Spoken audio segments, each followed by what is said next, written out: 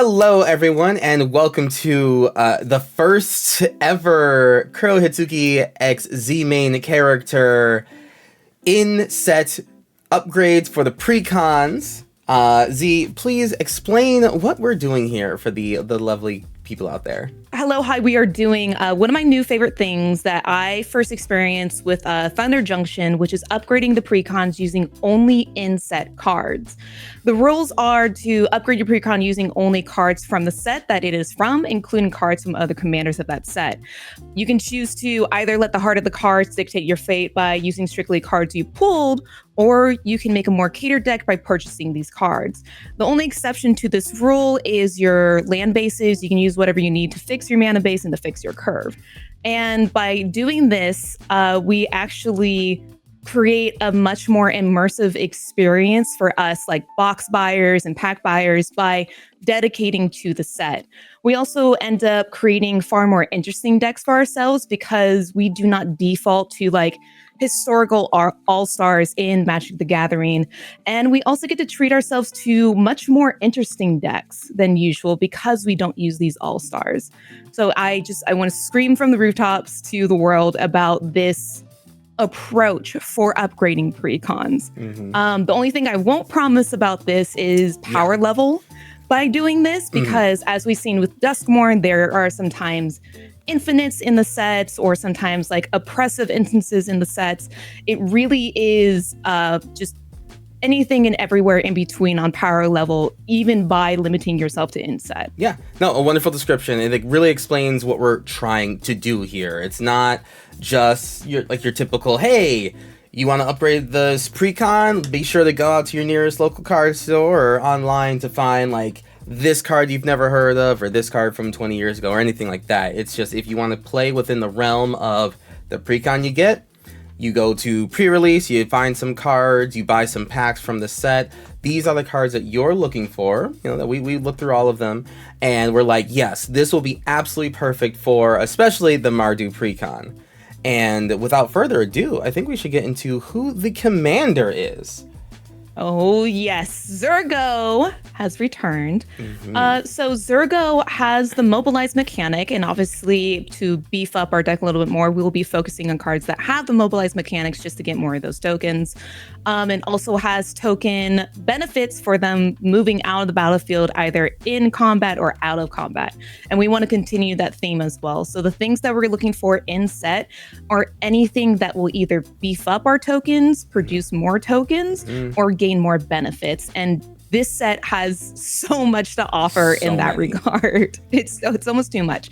That being said, we did include all of those 70 plus cards in a Moxfield link below, but we want to keep this very concise as to like what you really want to look for, what really works with Zurgo, just to give you much better, quicker information.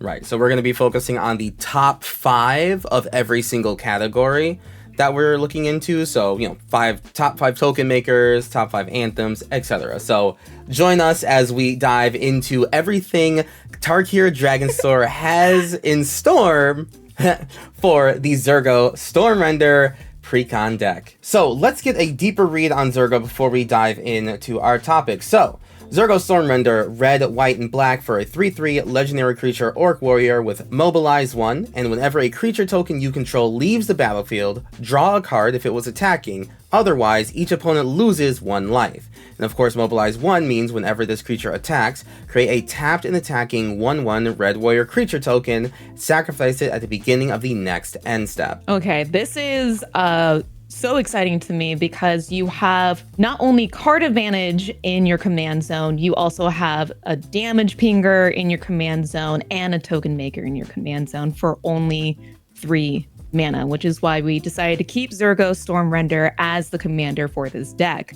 With Nariv, you do also get some card benefits and card advantage, but it's a little harder to get there and a much higher mana cost. Mobilize is also so back. You can't underestimate it in this set. It's just, there's so much that you can do with it, with your tokens leaving the battlefield. There's a lot of leaving the battlefield abilities happening and entering the battlefield abilities for that matter. And then, of course, the joy of creating a bunch of tokens and anthems. hard to beat, in my little heart at least. Exactly. So that leads us to our first topic. That's going to be token makers. And of course, the first one we have, Z, is going to be Elspeth.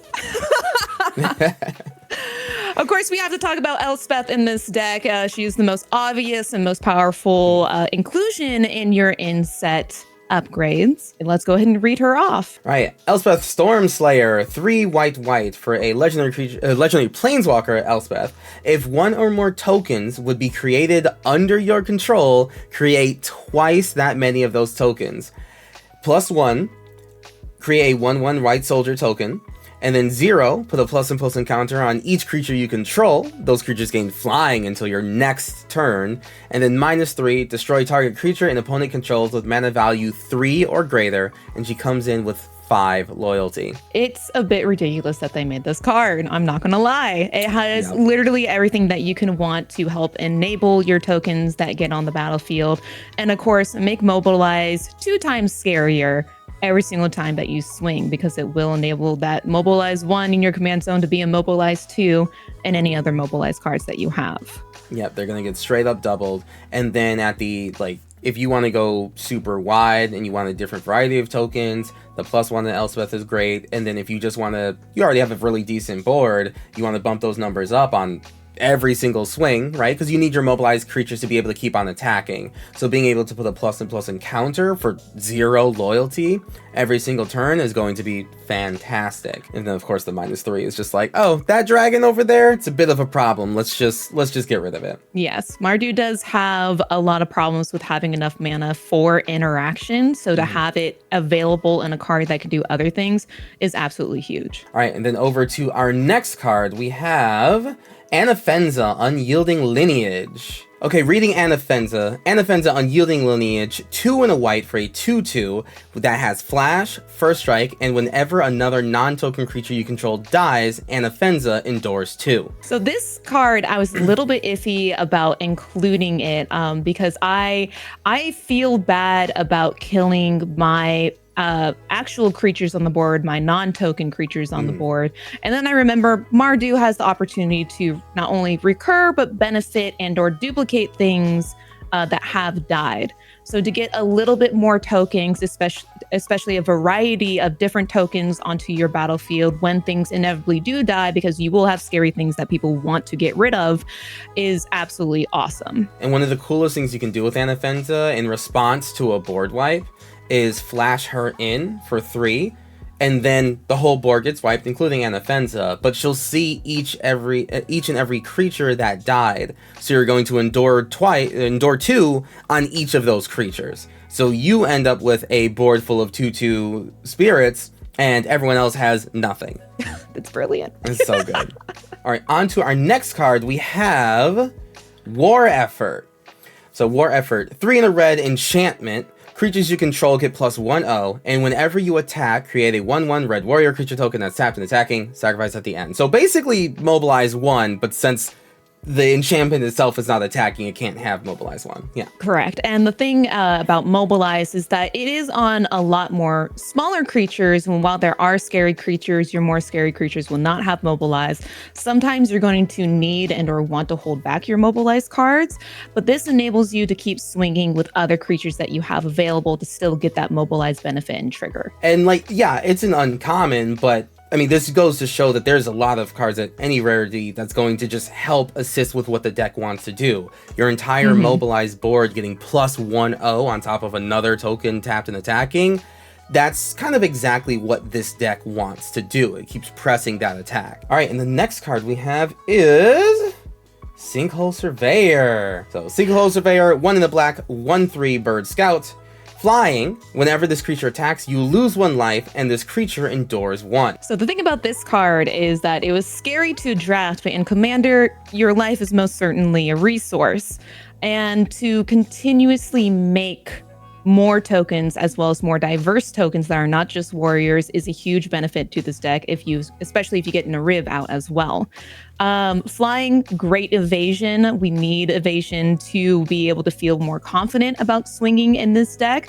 It's just a great deck to include. That's also cheap mana cost, which is little hard to find in Mardu. Yeah, being able to go to Sinkhole Surveyor on turn 2 and then your commander on turn 3, this is already going to start attacking, start giving you tokens.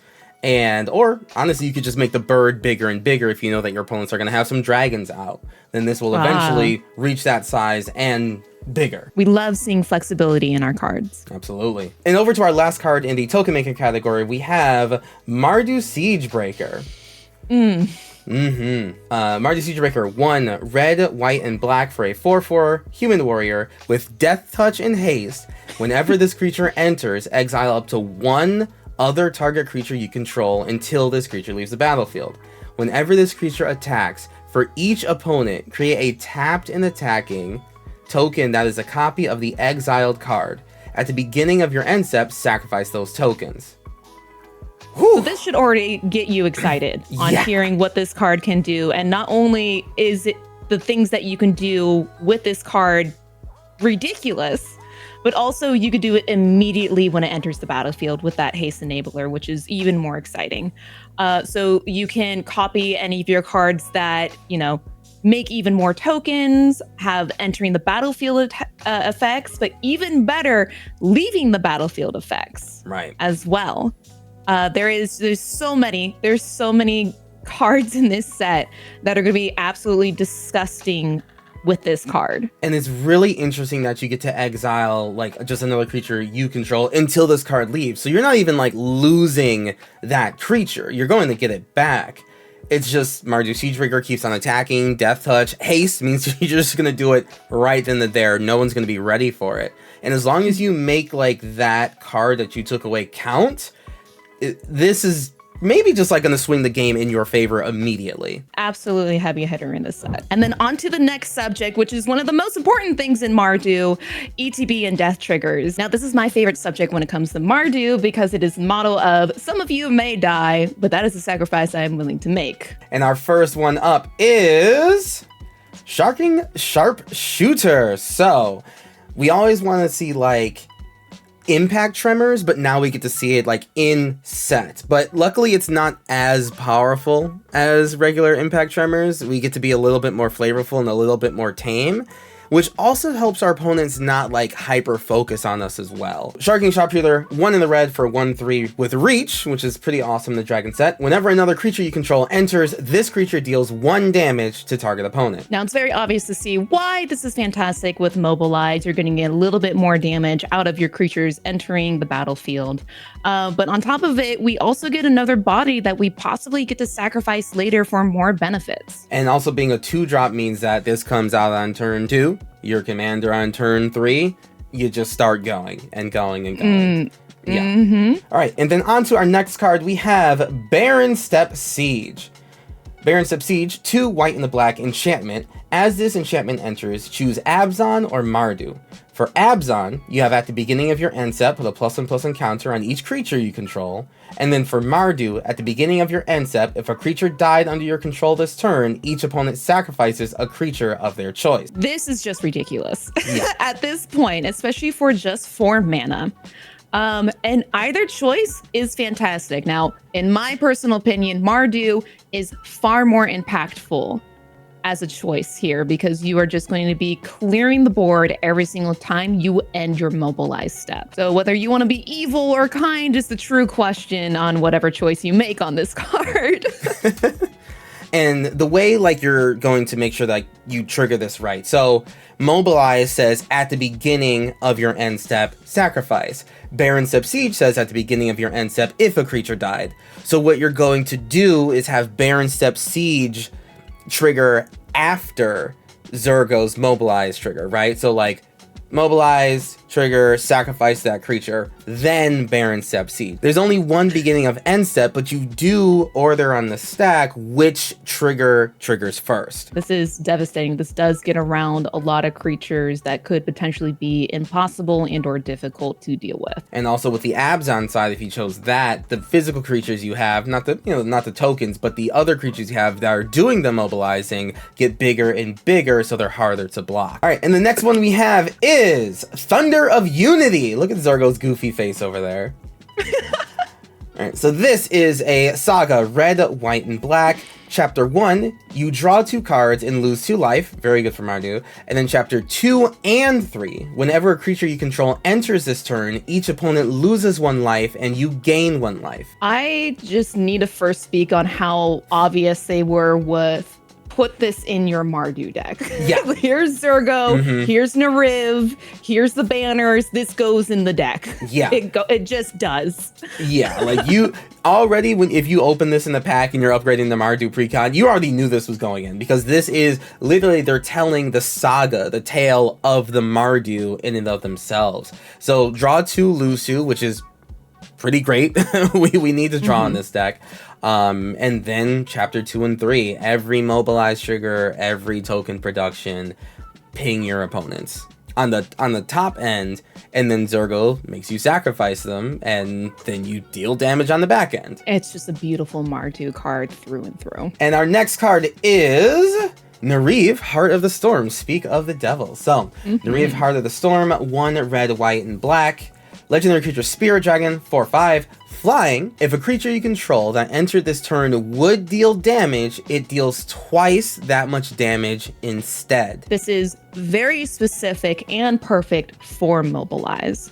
So now those mobilized creatures are going to deal twice the damage when they enter the battlefield. And we should definitely explain how this works, right? So creatures that enter the battlefield this turn, if they would do damage, they will deal more damage, right? So this isn't doubling the damage of, say, the sharpshooter, right? Because sharpshooter, if it was already on the battlefield and then new cards come into play, the sharpshooter is the one that's dealing the damage, not the creatures that are entering the battlefield. So Nariv doesn't help on that end. But, as we said, for all of the mobilize abilities, or anything with haste, or if sharpshooter came down in the same turn as Nariv, for instance, then a bunch of mobilized triggers, ETBs, whatever, they deal combat damage, they're going to do double that damage, whether it's to the player's face, whether it's to their creatures, whatever it is. I do love the delicious possibility of exiling Sharpshooter with Siegebreaker in this set and getting 3 of those triggers, having them recognize the other mobilized triggers, and then just doing a bunch of damage. Because you can stack them. Yeah, you can stack them. You can stack them, and that's exactly like the type of play pattern that you want to have with Nariv. Nariv does more than just like when Nariv comes out, it's any other creatures coming out. So this is fantastic. It makes sense that she's the Mardu dragon. Like it really does. Yeah. All right, and then our last card for the ETBs, we have Venerated Stormsinger.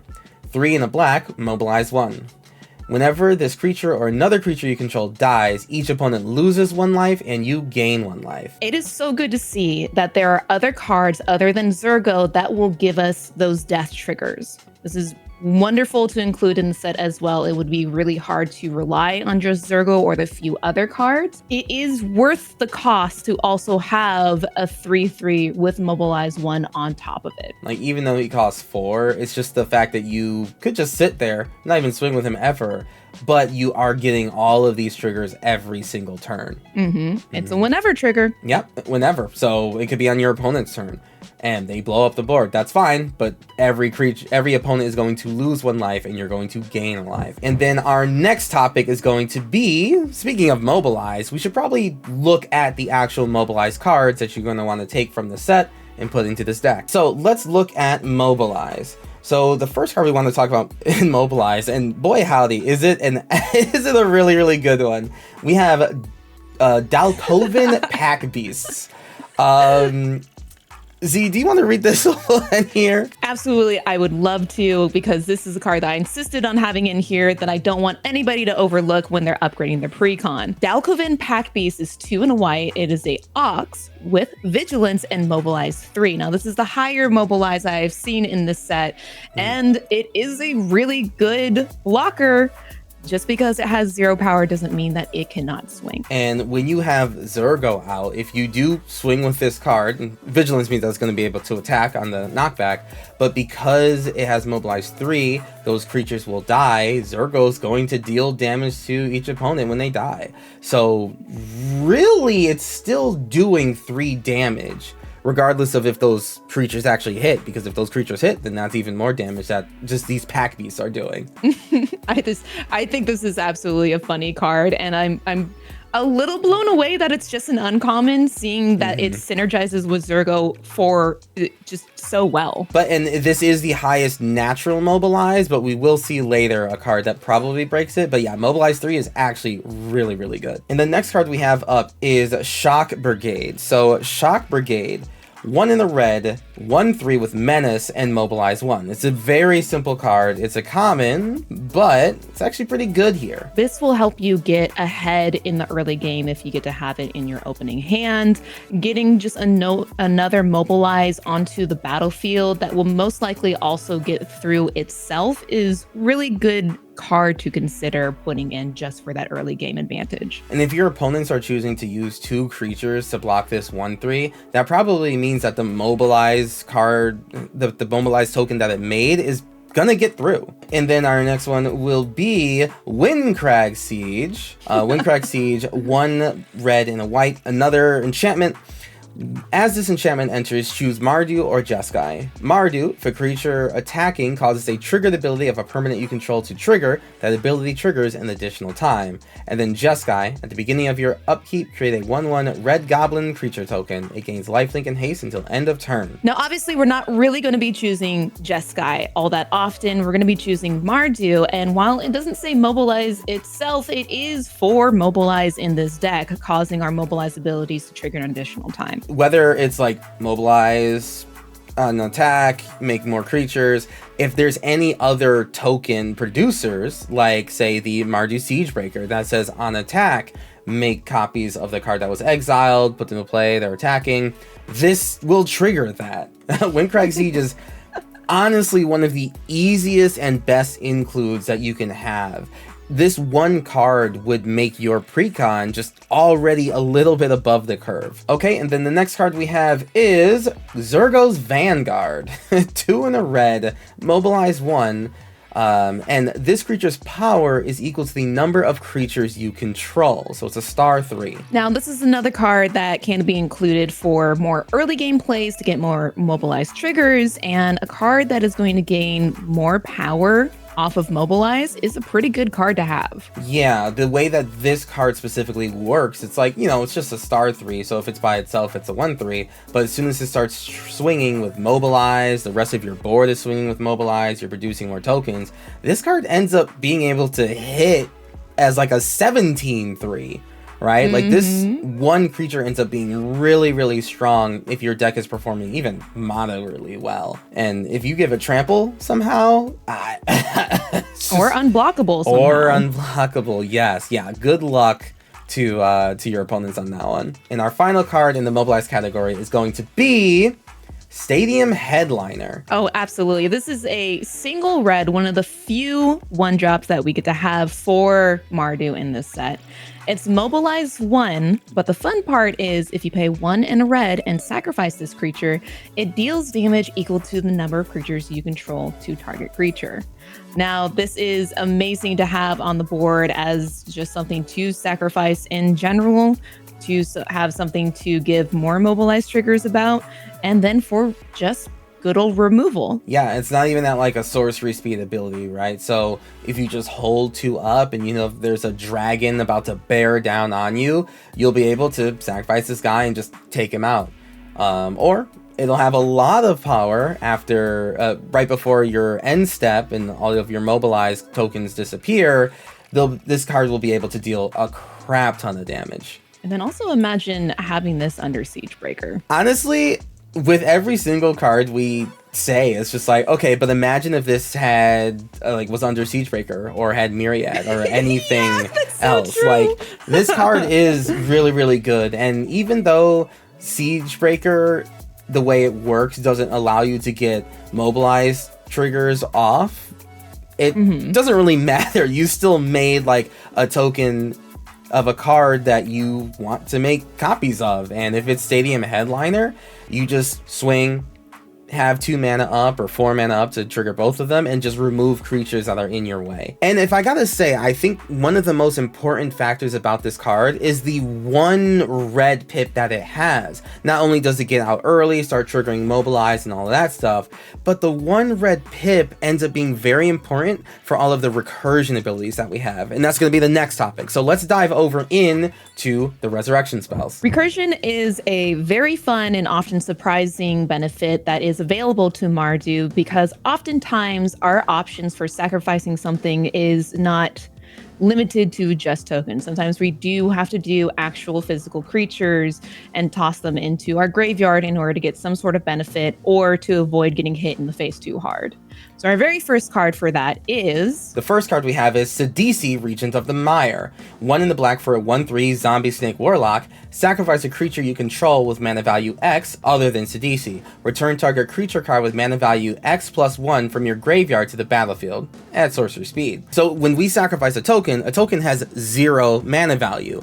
But 0 + 1 will be 1. We can get back the Stadium Headliner that we just used to fling at another creature and destroy it. So Sidisi, even though she's the former Sultai Khan, this is a card from the set that ends up working really well in this deck. Now, I was a little hesitant on including Sidisi because I almost felt like that she could have been a little bit of a trap slot that could have been used for something else. But when Curl pointed this out, my eyes immediately lit up. Now, I'm a little angry about the sacrifice a creature you control with mana value other than Sidisi, because there are a lot of cards that are 3 mana value that are very valuable to Mardu, but it was probably wise to design it that way because it would be a little overpowered. Now, speaking of our next card, we have Smile at Death. 3 white enchantment. At the beginning of your upkeep, return up to 2 creature cards with power 2 or less from your graveyard to the battlefield, and put a +1/+1 counters on each of those creatures. Now, unlike Sidisi, which is locked out from cards that are very valuable to us, this targets a lot of incredible cards that we can recur from our graveyard that chances are they had died by the time we were able to get this card out. So we are talking about Pack Beasts. 04, let's can go. Come right on back. We are talking about Stadium Headliner, which is our good old 1/1. Right. Anna Fenza is a 2/2. That's true, yes. Which is crazy. And then Shocking Sharpshooter is a 1/1.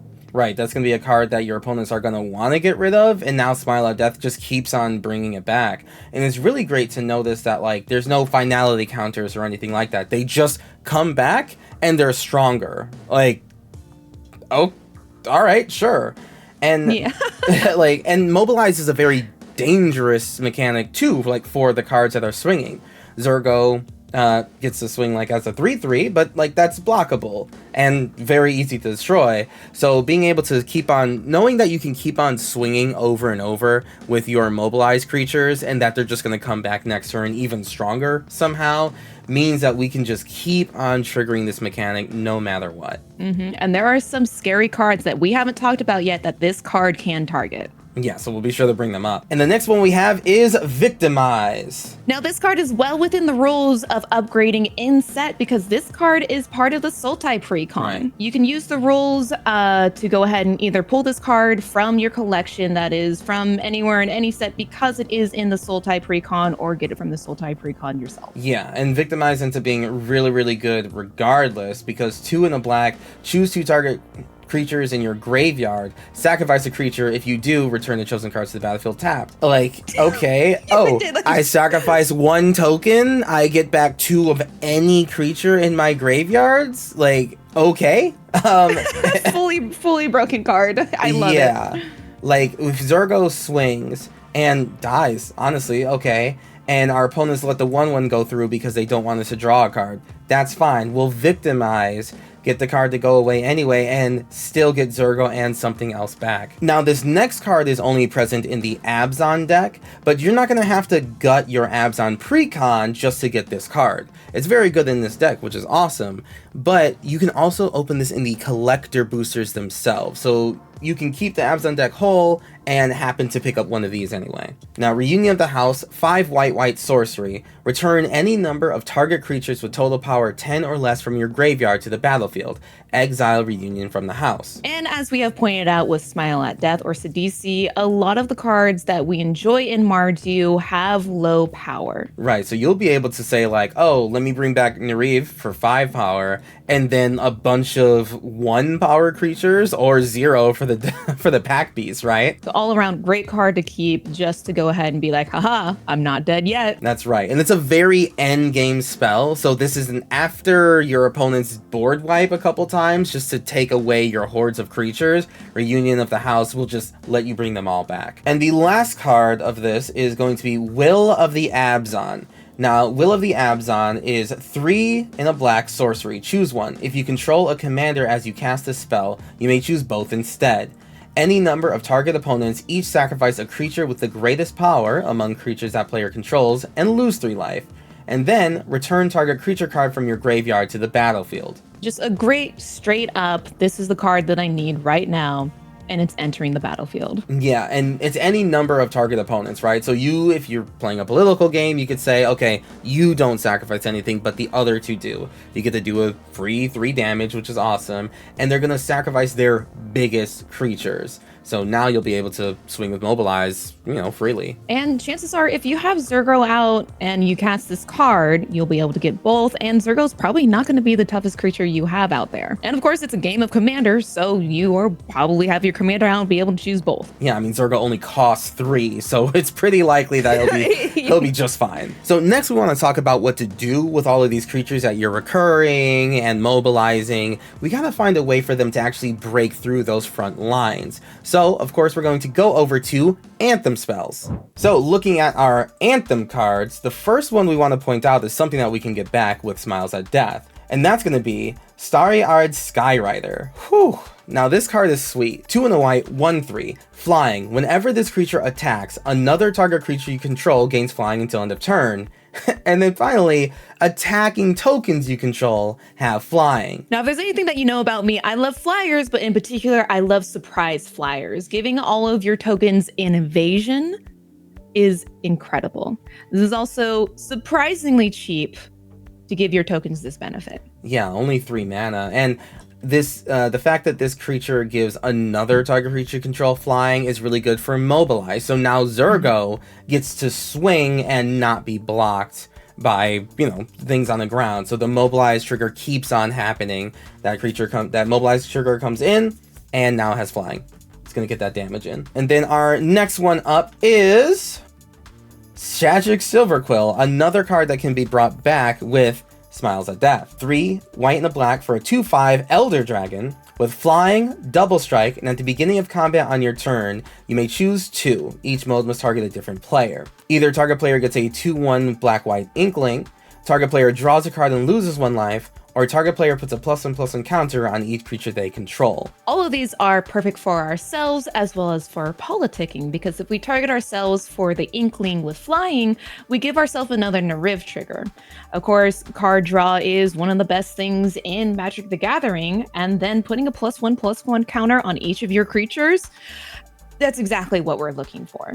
And it's good that this happens at the beginning of combat, right? So before you start swinging, all of your creatures are just going to get +1/+1 counter bigger, and you can make someone over there, someone you want to be political with, draw a card, and then just swing out with all of your now buffed dudes. And also double strike. It's like, I keep on overlooking the double strike. Yeah, the +1/+1 counter, if you put it on all your creatures, activates on Silverquill as well, so it'll be a 3/6 with double strike. Now, they were wise in not including this in the Mardu Precon. It is in the Abzan Precon, or you can pull it from a collector pack. Right. And now onto our next Anthem, we have Behind the Scenes, another card from the Abzan Precon. 2 in a black enchantment. Creatures you control have Skulk. And 4 and a white, +1/+1. But really, it's the skulk part here. Which is very ridiculous for Mobilize. So you can start swinging with a little bit more confidence here. Yeah, so like skulk just means they can't be blocked by creatures with greater power. So, swing your 3/3, Zergo, Mobilize, whatever. But the 1/1 token that comes out, unless your opponent has 1/1s, they just can't block the tokens. Like, awesome. So they get the tokens will get to hit and be sacrificed to the end step to deal more damage with Zergo. This is really, really good with Mobilize. And next up is Marshal of the Lost. So Marshal of the Lost, 2 white and a black, 3/3 Orc Warrior with Death Touch, and whenever you attack, target creature gets +X/+X until end of turn, where X is the number of attacking creatures. And this is, again, another very obvious reason as to why this is so good. You can get one of your mobilized creatures to swing unabashedly or simply make something into such a big ums that it has to be addressed and blocked so that your other mobilized creatures can get the swing in. Right, and being able to distract your opponents to not block your Zergo with Mobilize, but instead block this, 50/50 creature over here, and it's just a token, Marshal of the Lost ends up being a really, really good card. And for 4 mana, and triggers on whenever you attack, right? So whether you're just attacking with Marshal, whether you're attacking with Zergo, whether you're attacking with Starry-Eyed Skyrider, either way, you're going to end up putting a lot of power onto one creature. And then we are on to our final card, which is an absolute include if you manage to pull it, All Out Assault. 2 red, white, and black enchantment. Creatures you control get +1/+1 and have Death Touch. When this enchantment enters, if it's your main phase, there's an additional combat phase after this phase, followed by an additional main phase. When you next attack this turn, untap each creature you control. This feels like an absolutely crazy final blow sort of card. Just to get even more mobilized triggers over and over again and be able to do some pretty silly stuff on that second main phase that you get. And of course, wonderful Anthem and Death Touch to every creature, not just tokens, every creature. Right, so because your tokens will have Death Touch, they'll come into play. There'll be 2/2s now. Your opponents are not going to want to block them unless they're about to die to now a bunch of 2/2 tokens. And they're going to be blocking, say, like the tokens and probably not your bigger guys. Or if they do, they're going to end up losing their creatures for sure. And then having another combat means that you get to swing with Mobilize, make a bunch of tokens, and then untap your creatures, swing again. Those Mobilize tokens from the first wave are still there. So you double your board state in terms of like the amount of creatures out, and then you also double your board state in terms of the power that's available, that's swinging at your opponents. So All Out Assault ends up being absolutely fantastic. If you pull this, it goes right in the Marduk Recon. And that will bring us to our next subject, which is the most powerful thing that you can do in Magic the Gathering. Card draw and card advantage. All right, and our first card up on the card advantage section is going to be Hardened Tactician. 1 white and a black for a 2/4 human warrior. Pay 1, sacrifice a token, draw a card. Now, the thing to keep in mind is that with Mobilize, you can choose to sacrifice the token to Hardened Tactician before it dies on the end step. So one of the best things you can do with this is say Zergo's on the battlefield and you mobilize, the tokens is about to be blocked. So, since it's attacking, if you sacrifice it to Hardened Tactician, you'll draw a card off of the Tactician as well as draw a card off of Zergo's ability. And this is also an uncommon. Now, if we were to open up the entirety of Magic into updating our pre-con, we would probably end up overlooking this card because there are other more staple things that people tend to use for it. So this is exactly why we do inset pre-con, so we can highlight more cards that are still really good for the pre-con. And speaking of those other cards that are just kind of good throughout Magic, we have Welcoming Vampire. Now, Welcoming Vampire, 2 and a white, 2/3, flying.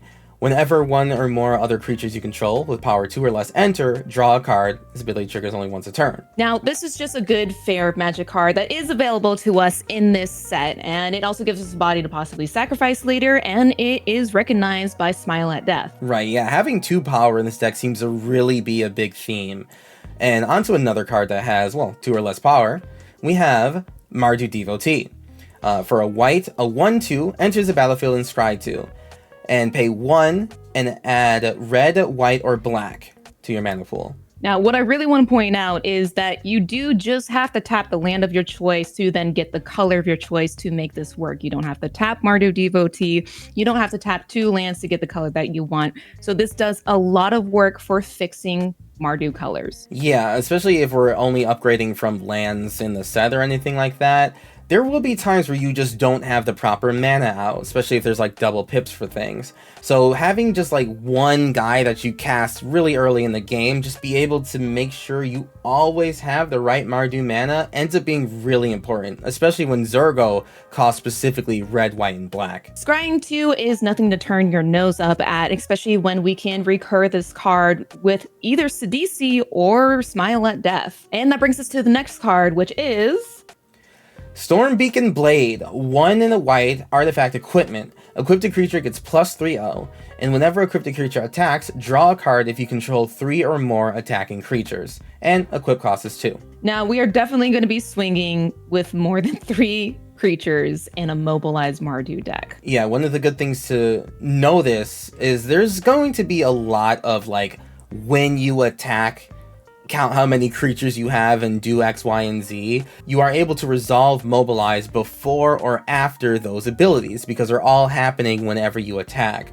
So you can swing with Zurgo, choose to do the mobilize so you have a creature token tapped and attacking, and then Stormbeacon Blade will, look and see how many creatures do you have. Oh, you're attacking with 3 or more attacking creatures? Awesome. Draw a card. Now, you don't have to be worried about this card being unusable on your battlefield so long as you have some sort of creature with mobilize and something that you can attach it to. So it'll be useful no matter what. And this brings us to our final card, which is Whoa, Strider.